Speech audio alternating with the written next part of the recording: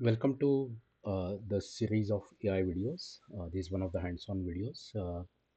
Let's see. We'll try to make it a little cool demo. So let's call it "Who's the topper of my class?"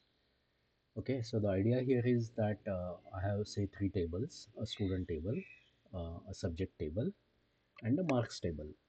The students enrolled into few subjects and they got some marks. Okay. Now we are going to solve this problem with a simple CSV agent. Okay, and the code is really very simple.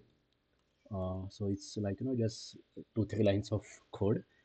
Okay, and what we are going to tell CSV agent is that these are the three tables you should be looking at. Again, we are going to look at our local LLM, ollama. Okay, and the interesting thing here is that the LLM figures out when you say topper, right? It figures out that, oh, okay, like it relates to the table or the column marks, right? And the marks column is here, right? Or it also figures out, like, I mean, we don't want to see the ID of a student, right, which is there in this marks table, but rather a name, right, in that particular student table. Okay, I just implemented this and ran it.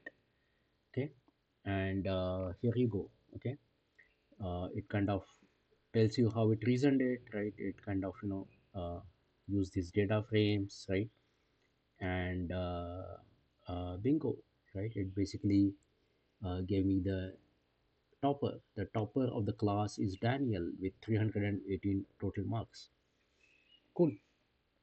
Now, just couple of things I would like to point out, right? I mean, while working locally, right, like a 2 billion, 3 billion parameter model, like if I go to my ollama, right, if I list the models that I have, right, like, these models may not work well, right, like even a 2.5 coder, right, which is like, this 7 billion parameters, right? These definitely don't work, right? These 2 3 billion, right? 7 billion I haven't tried, right? But then the 32 billion works well, right? So I mean, for problem like this, you at least need like a 32 billion parameter model. Okay. Other thing, I mean, this is kind of reasonably good sized effort for LLM. Like I had 100 students, each of them taking 5 out of 8 offered courses, right? And it had to kind of churn that much amount of data for this particular problem. Uh, I also have this whole project uploaded on my GitHub. So if you go to CSV agent project, right, you'll actually see the code that I just showed you on my VS code. So this is my class.py is the code for this, right, CSV agent. I also have the data uploaded for you to play with. I mean, it's really very simple. And classes is like just 8 classes of different subjects. Students is basically like 100 students. Now to generate the data, I turn to again Gen AI, right, Chat GPT, and I ask it to kind of create this data. So interestingly, right, it did it very well.